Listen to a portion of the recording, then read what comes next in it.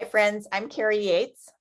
And I'm Jan Burkins, and we are the co-authors of this little book, Shifting the Balance, 6 Ways to Bring the Science of Reading into the Balanced Literacy Classroom. And this week we have been thinking about how our lives seem to be full of competing tensions. Yes, yes. And these are things that are, both of the components in a competing tension are worthwhile. You want them both in your life, right? But they feel at odds with each other. And so you find yourself push and pull. You find yourself moving a little towards this one and then moving a little toward that one and moving a little toward that one. And Kari, you were just talking about a competing tension in your home. I was talking about the competing tension. Now, don't get the wrong idea. I do not have a very tidy home, but I have a desire for a tidy home. And I feel like sometimes my desire for a tidy home is a competing tension with the other people in my family wanting to live very comfortably and just, have our lives just unfold naturally in whatever ways they do, with whatever stuff comes with that. But it is truly a competing tension, right? Because both matter. So it's sort of trying to make sense of both and find a way to sorry, go ahead. Jane Kaisi uses this term, looking both ways at once. Right.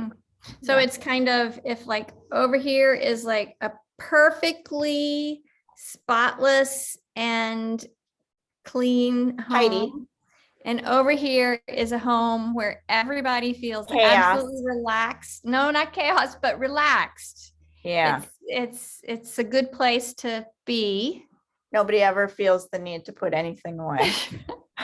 Then somewhere here in the middle, I think right now I'm a little over here after just returning from a trip. And I think these competing tensions show up not just in our personal lives, but in our work lives as well. And in this work around early literacy, it's one of the reasons we wanted to write about this week is because they pop up all over the place. They do. So this tension between explicit instruction and practice, or the tension between whole group instruction and small group instruction. Yeah, there's efficiency in whole group instruction, but we know we need the differentiation of small group instruction. So it's this competing tension. Right?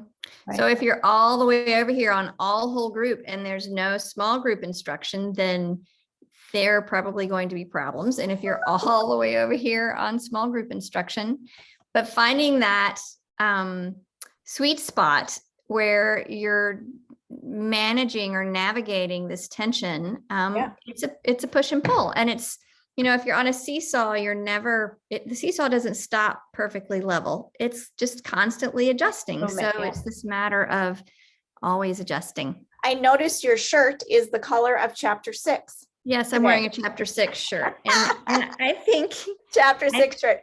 And I'm thinking about in chapter 6, we advocate for books that are, the right kind of books at the right time, the right kind of instructional texts at the right time, and really thinking about aligned or decodable texts, but not exclusively. There's always this tension with, we want kids to also continually have access to authentic text through read aloud and other avenues, just lots of, another competing tension between text types. Yeah, absolutely. And you look like you're wearing chapter 5. I don't have a great tension example for chapter 5, but your shirt reminds me of chapter 5 anyway. I think chapter 5 is a little, I don't know, redder than this or something.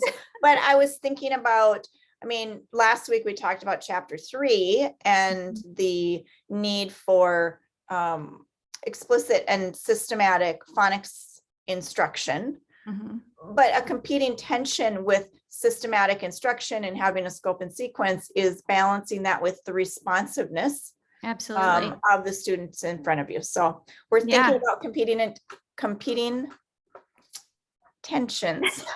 You got it. Yeah, you got it. All right.